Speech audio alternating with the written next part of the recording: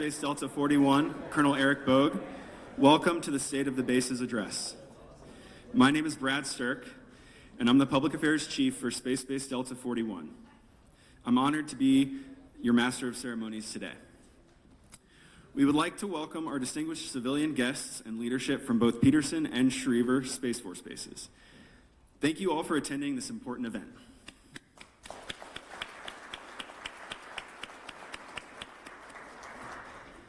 The Commander's State of the Bases Address is an annual event to facilitate a solid working relationship through positive follow-up engagement with key civic leaders in the Pikes Peak region.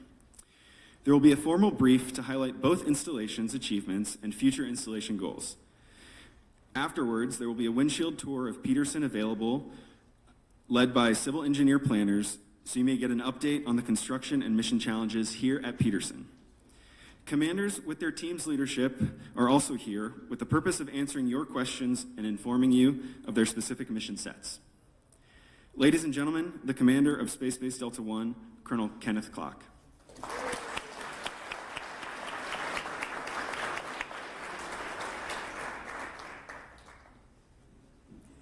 Hey, good morning. Is this working? It is? Okay.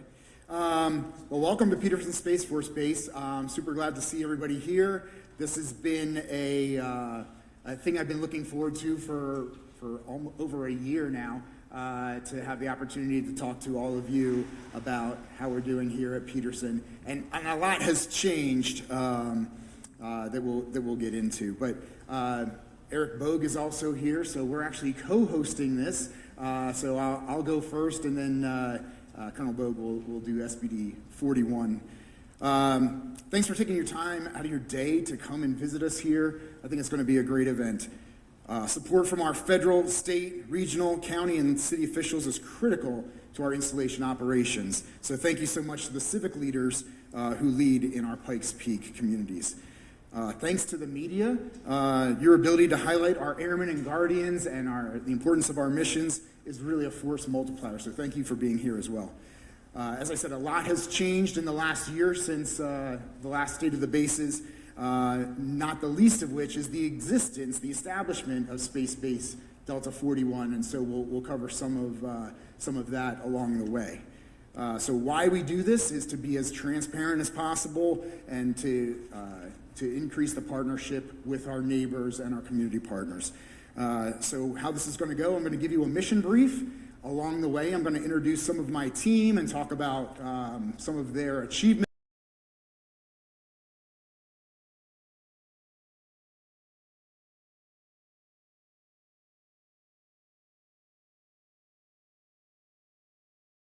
People in the audience that I point out that can help answer your questions one-on-one afterwards. All right, so with that, let's go to the next slide.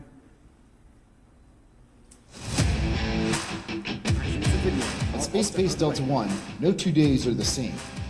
Every day there are new challenges. Every day there are fresh opportunities to innovate and improve.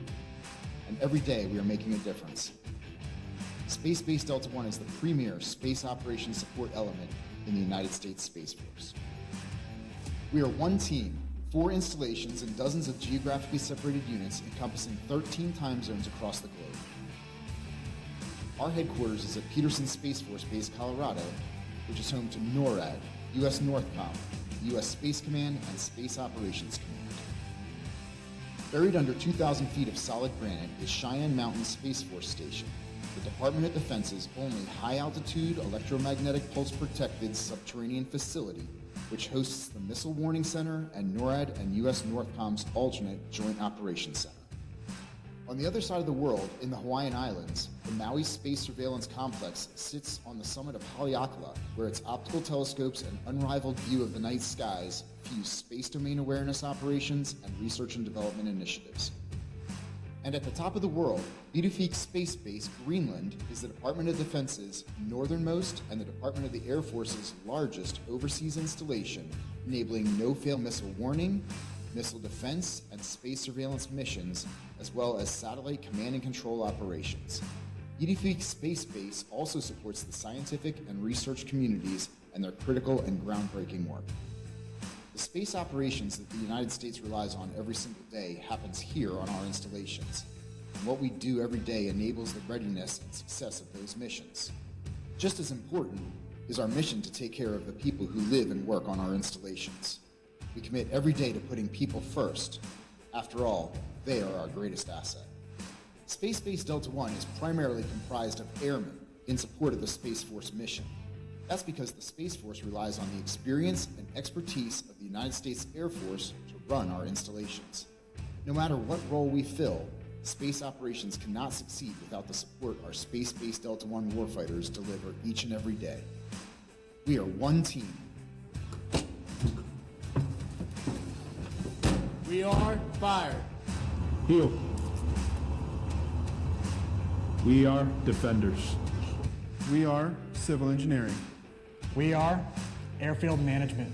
We are contracting. We are finance. We are communications. We are force support. We are logistics. We are medical. We are dental. We are guardians. We are airmen. We are professionals. We are Space Base Delta One.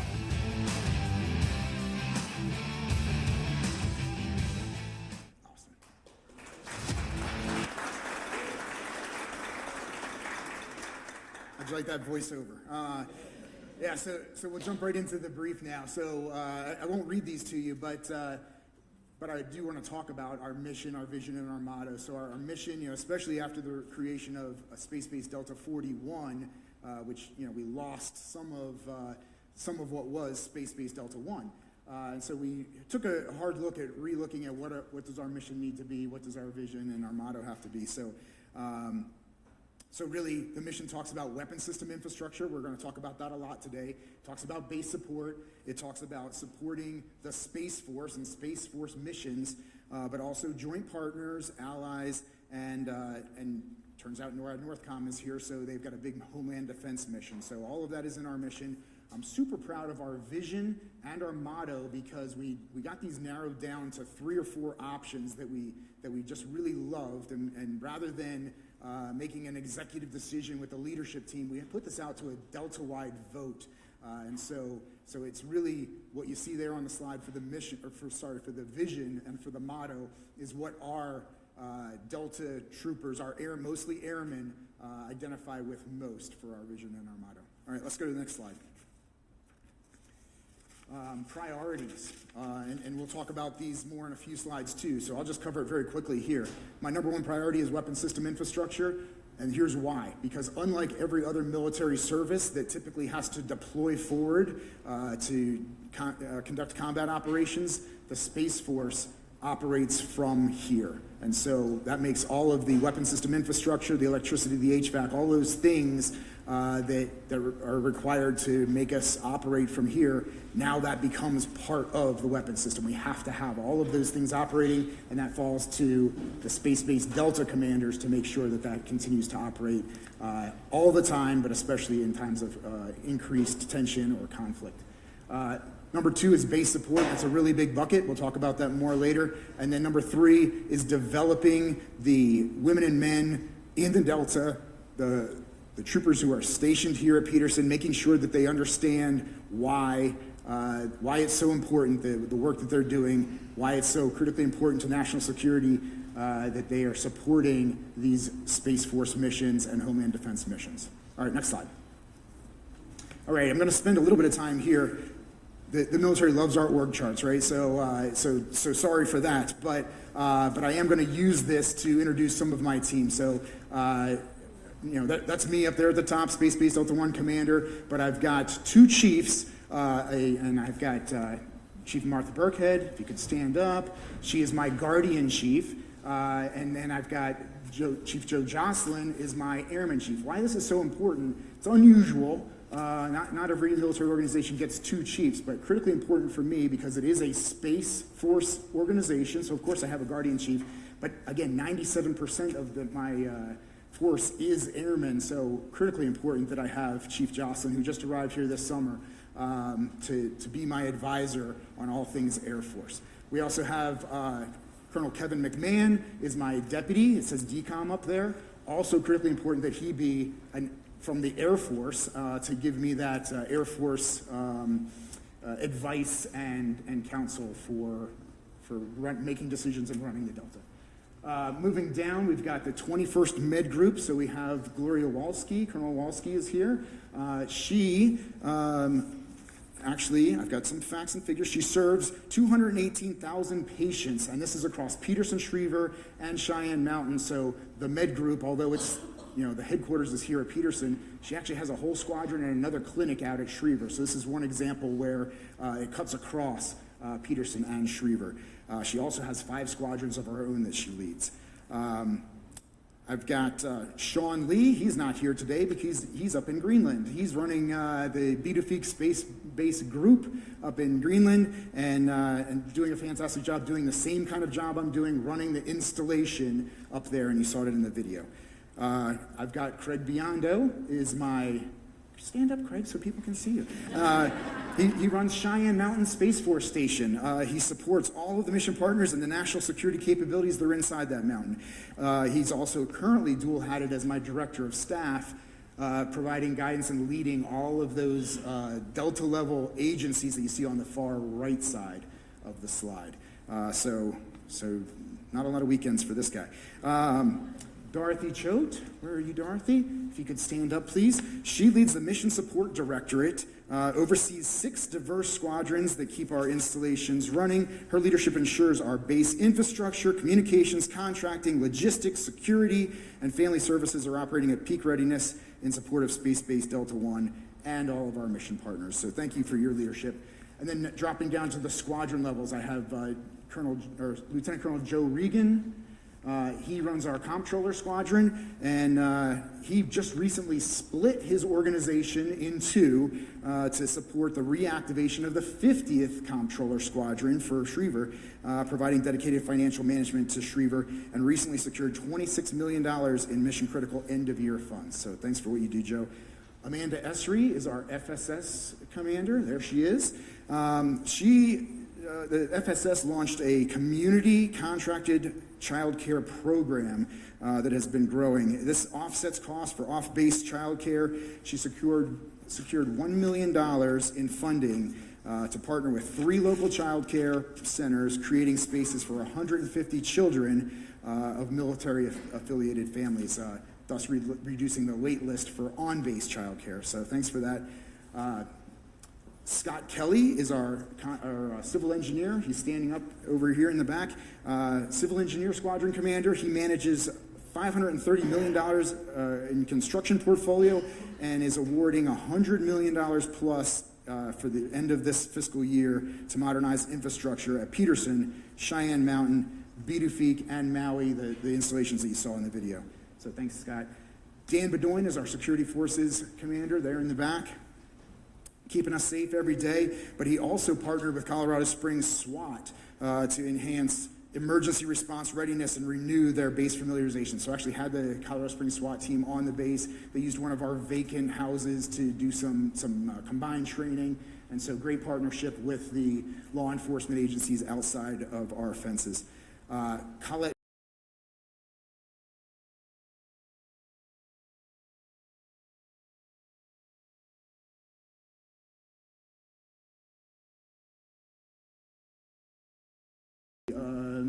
government purchase card, thank you, transactions. This generated $124,000 in rebates that we're able to reinvest into our mission partners. So great job there. They also reduced acquisition timelines from traditionally really long to like 3 to 5 days to get acquisitions done, minimizing mission disruptions. So thanks, contracting. Dave Haluska, he's our comms squadron director, civilian director. He upgraded $3.1 million in network infrastructure across 80 buildings at Peterson and Schriever. So again, this is one of the, similar to the Med Group, the comms squadron supports across both SPDs.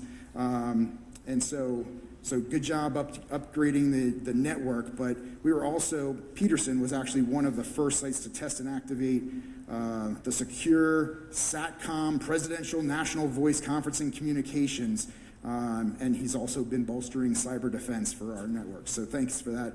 And then finally, last but not least, Lieutenant Colonel Stephanie Zarifa Ewers. I probably say that wrong. I say Stephanie Z. It's so difficult. I'm sorry, Stephanie.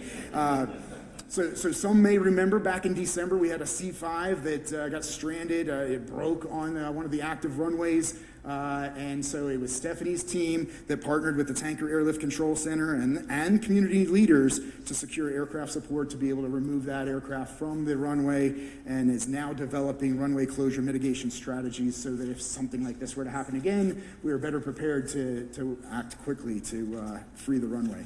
So that's, I stopped looking at the chart, but this is the squadrons that I was just talking about, all fall under Miss Dorothy Choate, the mission support squadrons. All right.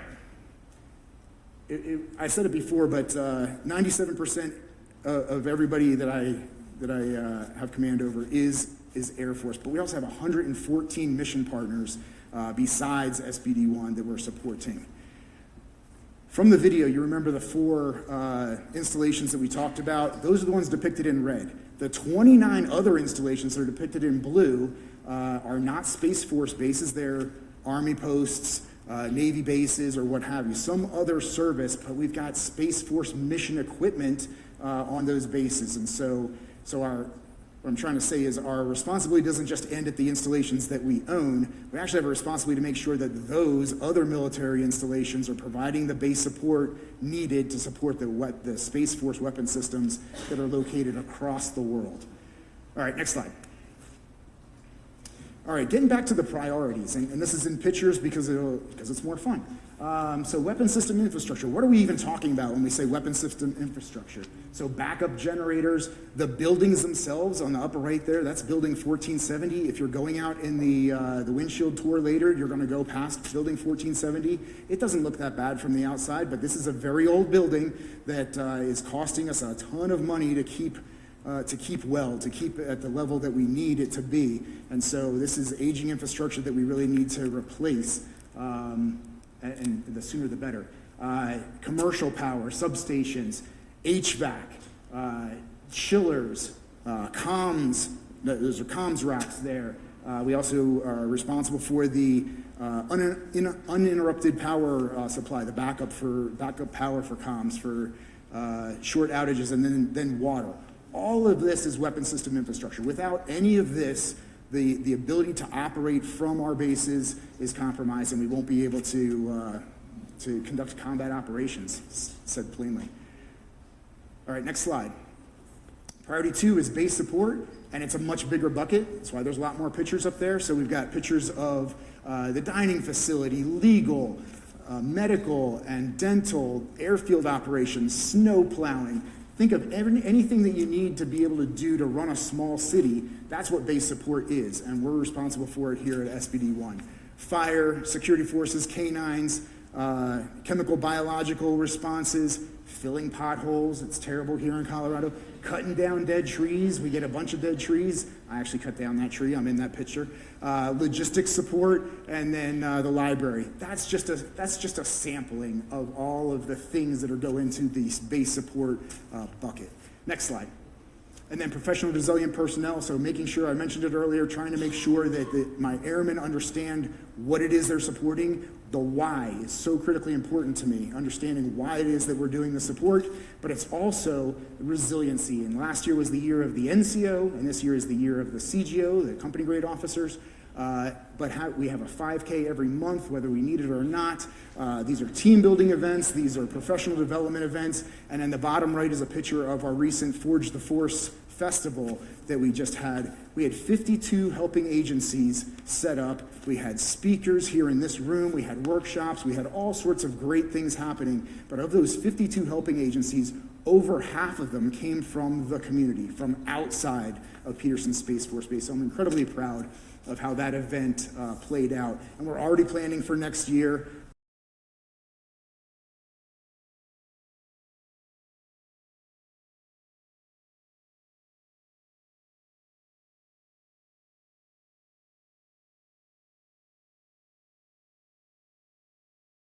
Things. But the left side of the slide is everything that is headquartered here at Peterson Space Force Base. So NORAD, NORTHCOM, U.S. Space Command. These are the combatant commands that everybody's very familiar with. But we also have Space Operations Command, the field command for U.S. Space Force. My boss is the commander of Space Operations Command. We have Army SMDC. We've got SOC North. There's lots of 114 mission partners, but this is just some of the major ones on the slide.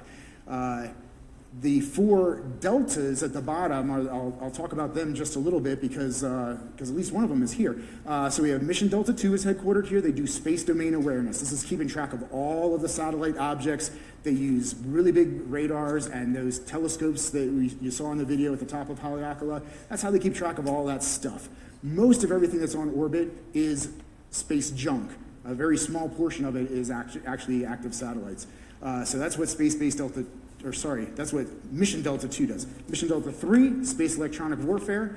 I used to, a few years ago, I wouldn't be able to say like what they do really, but they deploy forward, they get in the satellite footprint of a satellite they want to impact, and they jam satellites. They also have a defensive capability where they can geolocate the location of enemy sources of satellite interference. So that's Delta 3.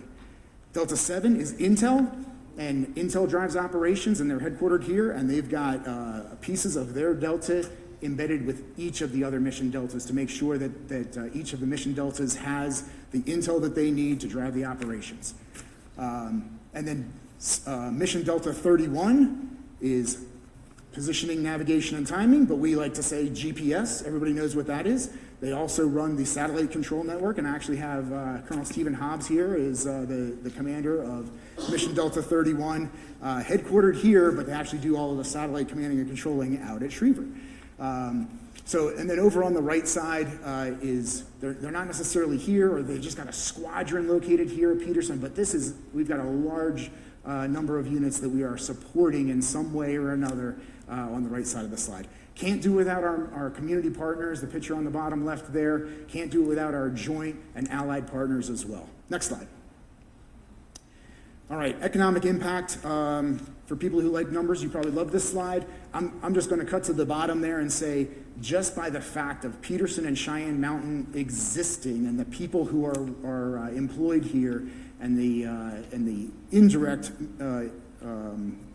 economic impacts that we have as well, almost $3 billion. So, pretty proud to be part of the community. Next slide. Sorry, go back one slide. I did have another thing. So it's not just, for economic impact, it's not just about the money, it's not just about the $3 billion. It's that our personnel live, shop, and volunteer in this local community as well. We're proud to be part of the community and strive to be great neighbors. All right, now we can go to the next slide. All right, so challenges. It seems like we've got it all together. It's not true. We got a whole slide full of challenges. I'm just going to cover a few of them that I think have a better tie into the community. So most of the ones in white here. So base encroachment, I think SBD 41 is going to talk about it more than I will, but this is essentially making sure that development outside of the bases is in such a way and responsible so that it doesn't interfere with our ability to do and conduct space operations. We have a dorm room shortage where we need about 189 more dorm rooms to have the right capacity for our young airmen and guardians who live on the installation. That can be offset by the, well, I don't have it on the slide there.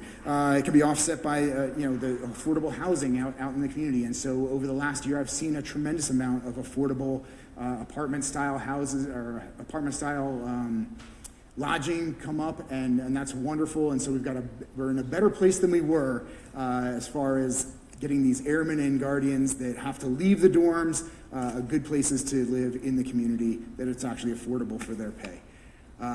We're 1.2 million square feet short on base for all of the office space we need, but there is lots of off-base leasing that is occurring, so great, thank you for that. That drives to another challenge of force protection. How can we provide force protection for off-lease base facilities? And so just a challenge. There's things we can and cannot do legally as far as providing force protection for an off-base leased facility.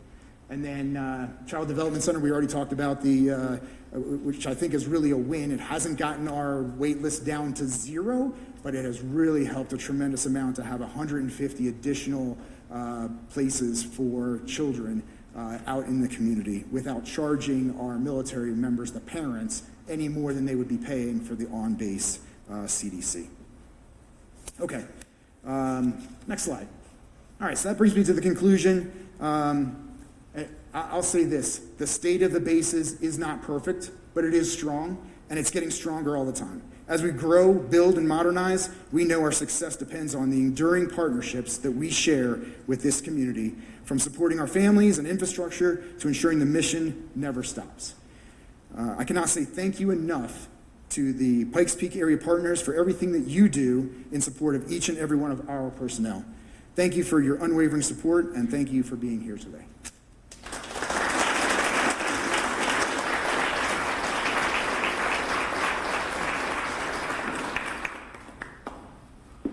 All right, good morning. Welcome to State of the Base yes. I want to start by saying thank you for everyone for being here. It's a fantastic opportunity to have that dialogue, to answer any questions you might have, to get to know some of you a little bit better. As Colonel Clark alluded to, you're going to see much of the same things between SBD 1 and SBD 41, and some of our challenges, they're very, very similar, right? I'll start with just a little bit about myself. So Colonel Clark's been in the seat for just about a year. Yeah. SBD 41 has existed for 56 days, I think. Yeah, 56 days. So the good news is this is not my first rodeo at Schriever Space Force Base. Right? This is actually my 5th assignment out at Schriever. My first assignment, I showed up here as a senior airman doing space operations inside the restricted area out at Schriever in 1999. Took me a little bit to do the math. It's not that hard, but as a space guy, I figured it out. And 26 years ago was my first time getting out here on the installation. Been back and forth, multiple different locations throughout the U.S., doing space operational activities from Space Launch, National Reconnaissance Office, Pentagon got a hold of me one time. But now I find it fantastic to be here with you today as a partner with SBD 1, leading SBD 41 out at Schriever, my absolute favorite Space Force base. I too will introduce my team. We'll start with Colonel David Barrios. He is our DCOM out there. And then my senior enlisted airman, Chief Morey. We do also have a Chief Master Sergeant from the Space Force side, unable to make it with us today, Timothy Crouch. He's recovering, doing well. I'll pull for you, Tim. And then we'll go down to the squadron level. We've got, I'll start on the left-hand side over here, our Security Forces Defender Major Bruno. Thank you, sir. Our Contracting Squadron Commander, Major Buck. Our CE Squadron Commander, Lieutenant Colonel Goebel. Our Force Support Squadron Commander, Major Kopp. We've got our XP Plans and Programs that's here as well, ready to answer any questions for plans and programs. And our newest member of the team, as Colonel Clark alluded to, our brand new 50th Comptroller Squadron, Lieutenant Colonel Bolger.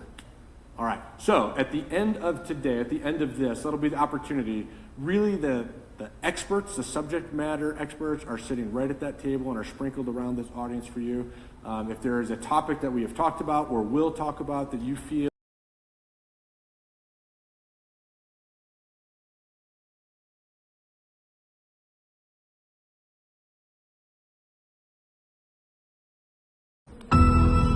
every day, the Guardians of Schriever Space Force Base stand at the front line of both our modern way of life and the evolving landscape of warfare. Space operators command and control over 170 satellites and 19 ground systems, ensuring the systems we depend on, GPS, satellite communications, space defense, are there when we need them. Schriever is the epicenter of space protection and defense, but without critical combat support, these functions could go dark. The men and women of Space Base Delta 41 are the backbone of the invisible front line, providing unwavering support for combat readiness, critical services, and base operations. From security forces to health and fitness, civil engineering to childcare, financial services to logistics. They are the force that allows our Guardians to stay focused on the mission at hand. Comprised of over 97% U.S. Air Force personnel, Space Base Delta 41 is the support engine for 18 organizations, including 6 U.S. Space Force Deltas and multiple mission partners, enabling operations at locations around the world. Victory in space begins on the ground, with the solid support of the mission behind the mission. Welcome to Space Base Delta 41. All right. Awesome. I'll clap.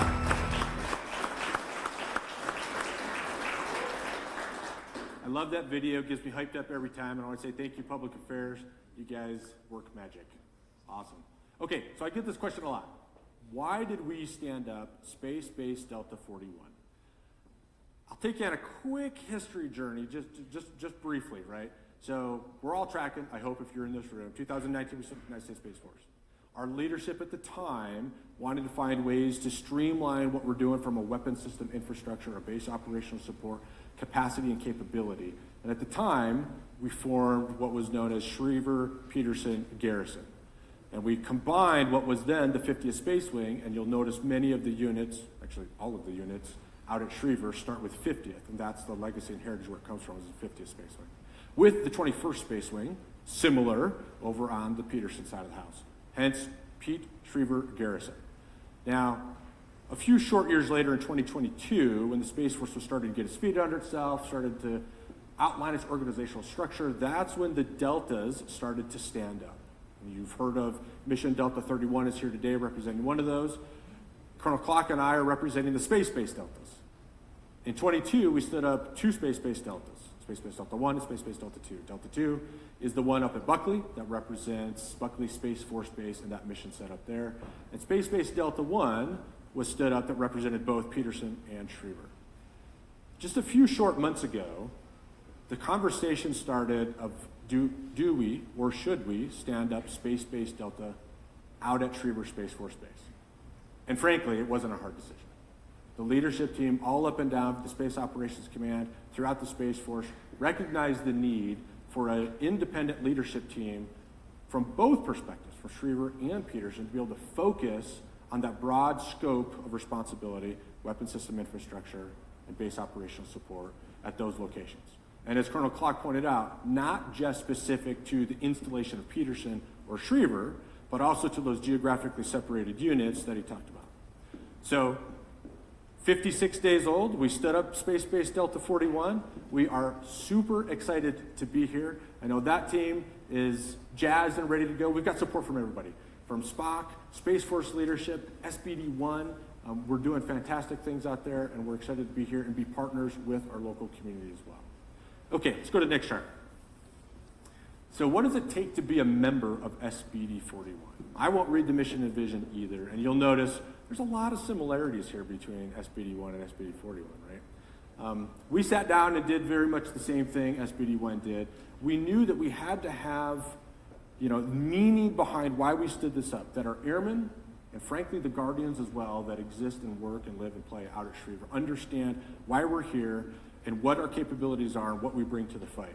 Colonel Clark mentioned the HVAC, the electricity, the finances, the food, 2,000 plus meals a day out at Schriever, right? There's a lot of things that happen behind the scenes, but the bottom line to me on this chart is our motto, right? We are stronger together as one team, and we make that happen through that collaboration across the Delta, not just the Space-Based Delta, but also all the other mission Deltas and the other mission partners that work out at Schriever Space Force Base. I like to think of the people that make up SBD-41 are jet fuel, right? They are the jet fuel to space operations. Without them, there is no space superiority, there is no space control. You lose that underlying foundation weapon system infrastructure, you are not going to be able to do what we do and support the joint fight. Next chart. Okay, we're in the military, we've got to have our priorities, right?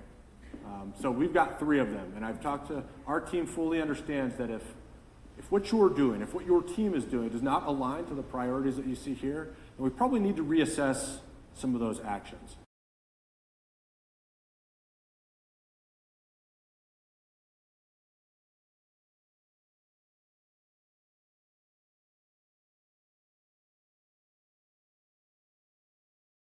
To ensure that they are ready every single day, whether they're defending the front gate or they're writing the financial paperwork up and paying the personnel out at the site, that they are important and what they do matters, and we need to take care of them. Number two, we have to enable the joint warfighters. So this is all about mission readiness. In Outer Schriever, we do have joint personnel. Right? We have what's called Delta 15, that is a permanently presented capability that provides the propensity of forces to the National Space Defense Center out there, which has a joint presence, and that is part of U.S. Space Command. We support them directly in everything that we do. We also support the different combatant commands through those mission deltas, through those different mission sets that are operated out at Schriever. Colonel Clark talked about the unique nature of what we call Space Force generation. And it's a mirror off of Air Force generation, right? Air Force generates sorties, puts them downrange, and goes to conflict if and when needed. In the Space Force, the propensity of our operational mission sets are what's called employed in place. And they do that from our installations here. They are directly supporting the combatant commands, but they do it from the home station. Not all of them, but the vast majority of them fall under that model out at Schriever Space Force Base. So they're supporting the warfighter 10 miles down the road. Okay, number three, and equally important to everything we do, is we are responsible for the protection of that weapon system infrastructure. Now this is a broad one, right? Think of cyber defense capabilities of our SCADA systems, right? That support the power, the electricity, the water, the cooling. If an adversary gets into those networks, we're in trouble. So we have a team dedicated to make sure that does not happen. All the way to the other end of the spectrum, right? Where I think of our security force defenders, when they're doing the perimeter checks around the gate or around the installation, or they're checking the base IDs to get on the installation, protecting the warfighters that are in the base doing the operational mission. Those are our three priorities. Okay, next chart. All right, so like Colonel Clark said, you'll never get a military brief without an organization chart, right? This is just a little bit smaller than SPD1, but it's not a competition. So we both fall under Space Operations Command. General Miller is the 3-star general leading that field command. With that stand-up and activation SPD 41, we host multiple mission partners as well, just like SPD 1. On Schriever, the installation, I'll quickly go through just a couple of them. We have a very good presence from the National Reconnaissance Office. They have their Network Operations Squadron that works hand in hand with the Satellite Control Network to schedule up contacts up to the satellites to check on their states of health and things of that nature, right? And then we have the Missile Defense Agency is a big mission partner out there, doing a lot of great work on the missile defense aspect of our country. And then the National Space Defense Center I mentioned earlier, that is a U.S. Space Command Operational Center that is out at Schriever as well. Takes a lot of work to take care of them. I just came from there, so I can say that. And then some of the other deltas. So the first patch with the red border, that's Mission Delta 15. And then we can go down the line. We have Mission Delta 6, which is our cyber defender from the operational weapons system side of the house. They provide the cyber defense capabilities and cyber network monitoring across all the space operational capabilities, even the ones over at SPD1 and at other installations too. And then we have Mission Delta 8, which is responsible for the military satellite communication capabilities. You may have heard of Milstar, AEHF, Discus, WGS, all the different satellites that enable global communications happens via that Mission Delta. And then we have Mission Delta 9, which is our orbital warfare Mission Delta. Can't talk about much about what they do here. They've got a lot of space out at Schriever, and they do fantastic things. And then we have Mission Delta, what is that, 11?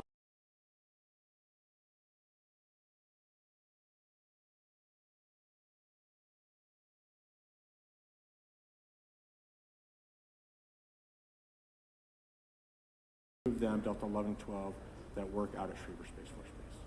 And then a whole host of other people that work there as well. On the bottom, you'll see the units led by that table in the back over there that provide that functional expertise and take care and enable all the other mission sets that are out there at Schriever. So the other two, when we split up SBD1 into 41 and 1, we tried to take a look at what made the most sense that we would take responsibility for, and SBD1 would retain responsibility for. Colonel Clark already mentioned his geographically separated units.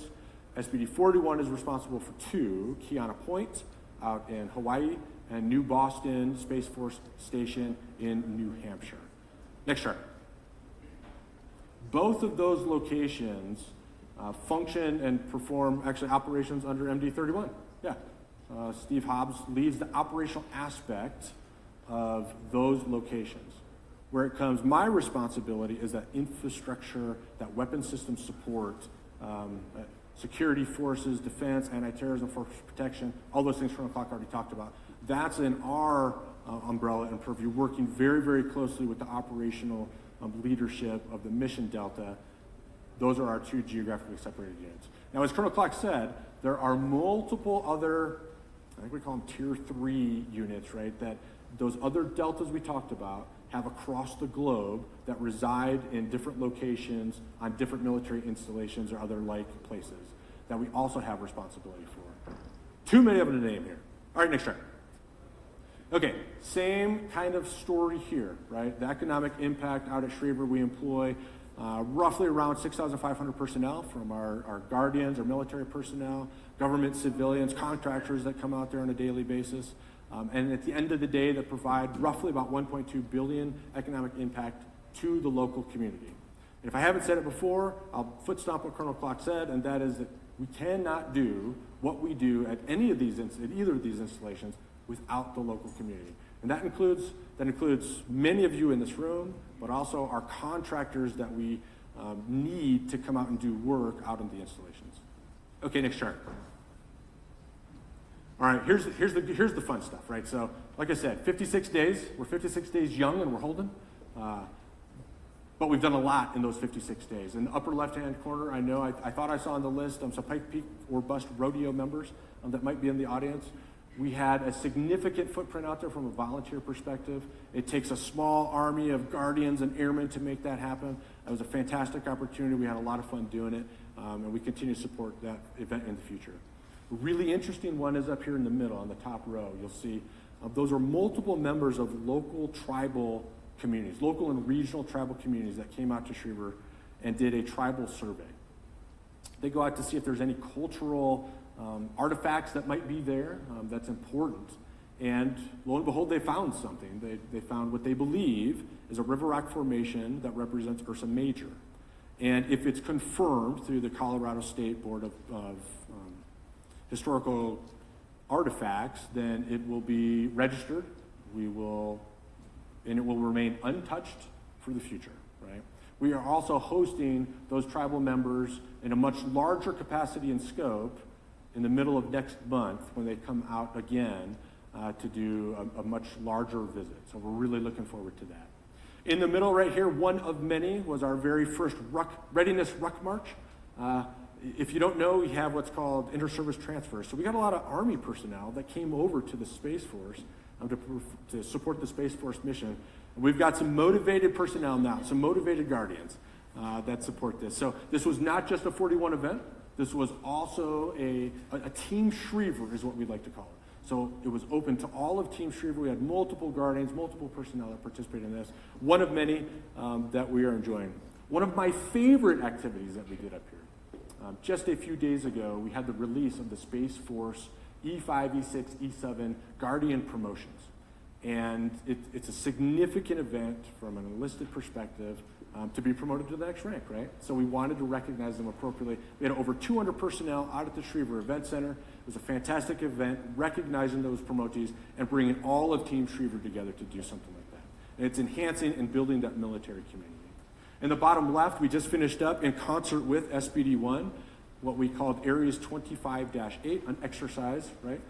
A lot of lessons learned where we stood up our crisis action team, our emergency action center, and then stood up or activated what we call the unit control centers.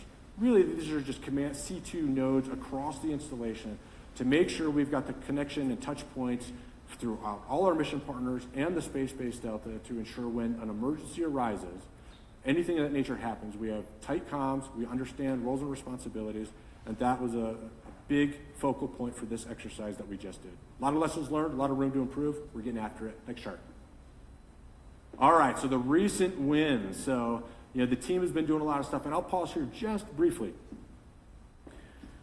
Some of these started under SBD1, and we think and recognize the SBD1 team has done a lot of work for all of this, but they're exceptionally important that we wanted to highlight the capabilities here. So in the CE squadron, right, we in concert with, I guess I should say CE and security forces, we activated what is known as the Emergency Communication Center, or we stood up the Emergency Communication Center. And that's where we brought the fire department response personnel over with the security forces dispatch personnel and finally got them in the same room. They weren't there already. We finally got them in the same room. We've reduced response times, and it's been a significant win for that team. 50th cons, I won't go into detail on this because frankly I don't understand it very well, but our contractor squadron is fantastic. They put a process in place that gets after an executive order that is now becoming a Department of the Air Force best practice. So great stuff by Major Buck and his team over there. CPTS, like we said, we are just 3-4 days old for CPTS, but we're looking forward to great things from our CPTS team. And again, strong partnership with SBD1. To highlight that just a little bit, all of these and everything we've talked about is, we stood up 56 days ago, and we call that IOC, Initial Operational Capability. We've given ourselves a year to really get our feet under us and get going in SBD 41. And that's where we'll call ourselves, hopefully, fully operationally capable.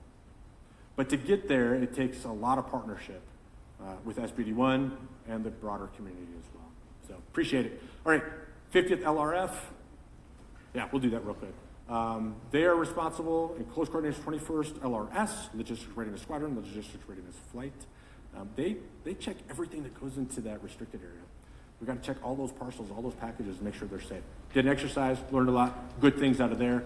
And the Security Forces Squadron, very similar to 21st Security Forces Squadron as far as our partnership with our local law enforcement agencies, actually across the Front Range, is very, very important. We have some unique capabilities out of Schriever. We have a small firing range, and we have a structure that is, we can move walls and do all sorts of things that allows us to improve our tactics, our techniques, to our hand-to-hand combat, all sorts of stuff. So a lot of the local law enforcement personnel want to come out and do training out at Schriever. We do that all the time. It's a great cooperation. Next chart. Okay, we've got challenges too, right? 56 days old, and we've seen these things firsthand. Everyone has a manning challenge. There's really no surprise there. We need to be ready with the group that we have to go to the fight that could possibly be coming, and that's where our readiness is focused on that. Space utilization, very similar to SBD1 to Peterson. We're at 114%. That means we're hot bunking, right? Those office desks, we're using day shift, swing shift, mid shift. It's a tight fit for all of our mission partners. You'll see some of the things we're doing to get after that challenge as well in a future chart. But then one of the significant things that we have is locality pay. We have to be competitive in our pay out at Schriever to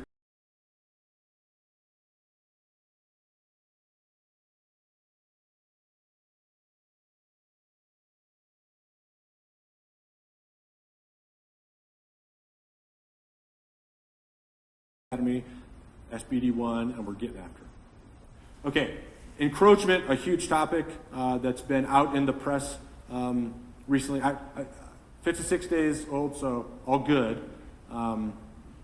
Responsible growth, we have to have. I see a day when I can go outside of Schriever, just down the road, and I can get a burger one of these days, right? Or we get some additional affordable housing for our young guardians, young airmen, and government civilians. That's what we need, that's what we want. But are equally as important as those types of things are is maintaining our mission capability on those installations. So that's why encroachment is such an important topic to us. And we've already established through this forum, I think, relationships that will be lasting to have further conversations in greater detail on these very specific topics. Okay, the bottom line on this chart, though, is why we are actually here, right? We need this continued partnership, this continued collaboration, so the community understands the perspective of the military installations and vice versa.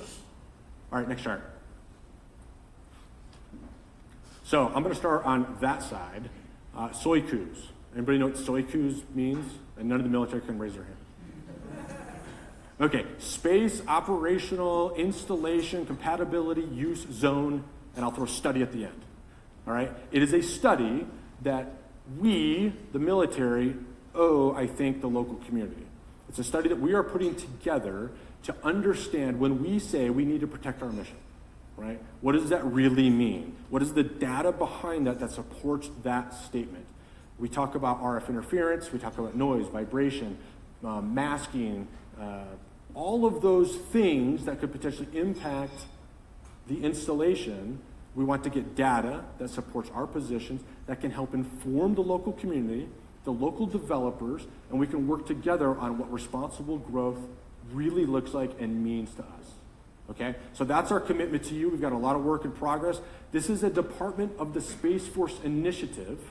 It's going to take a little bit of time to get off the ground, but Schriever Space Force Base, specifically SBD 41, is responsible to move quick on this so we get answers to the questions from a data perspective that's informing the decisions we are making. So we've got a plan, we're executing that plan. I can talk to you offline if you have any questions. The CSOF, Combined Space Operational Facility, this is where the NSDC, that National Space Defense Center, it's a multiple 1,000 square foot facility out of Schriever that the construction just completed or is very close to being complete. We're now pulling wires, putting computer terminals in there. It's going to take a while to get people actually into that facility, but that helps our growth issue and challenges, hopefully from a square footage perspective, and it'll give us some additional space. And then what we're exceptionally excited about is the ribbon cutting ceremony coming up hopefully end of next month for our fitness center out there. I'm sure some of you probably have seen the journey we have taken over the past couple of years to get this on the books. I remember 2 assignments ago when I was here probably as a major, when this was approved as a MILCON project. We're right there. We're going to open it up. It's a huge quality of life win for Schriever Space Force Base, and thank you to many in this room, I can't name you all, on who made this possible. Okay, next chart. I'll leave you with this. I'm already getting the flashes for the time is up. Like Colonel Clark said, like I said in the opening, this is an important event for us, right? State of the base isn't perfect out at Schriever, but it's pretty darn good, right? We've done a lot of great things. The team has done, SBD-1 has set us up for success. We're working closely with Space Operations Command to make those improvements we know we need to make. But we can't do what we do, again, without our partnership and the continued collaboration and communication with our local community and representatives. So again, thank you for being here. I think we've got one other small event we're going to get after, and then we'll go for questions. Thanks.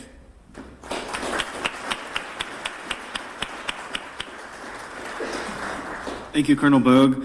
Colonel Clark, if you would join us on stage, please.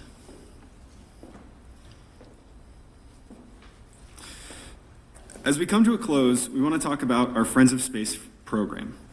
Friends of Space is our community engagement program designed to familiarize area leaders with the important space missions being conducted here.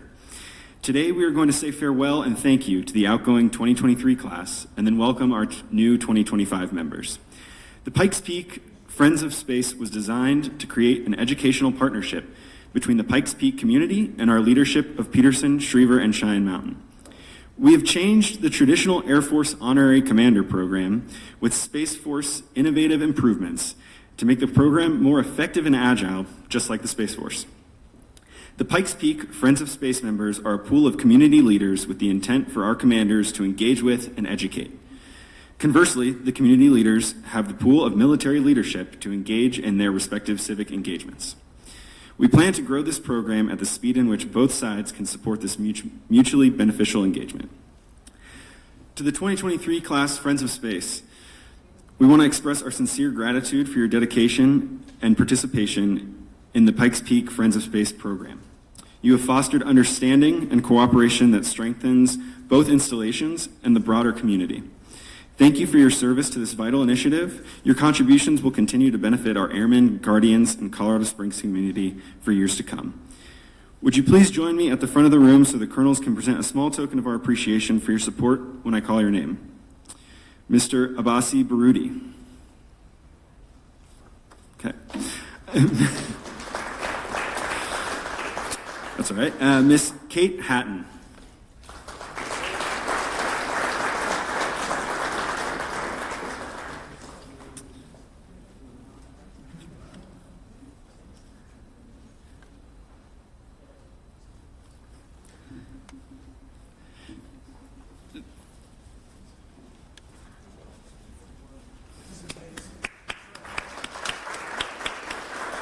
Dr.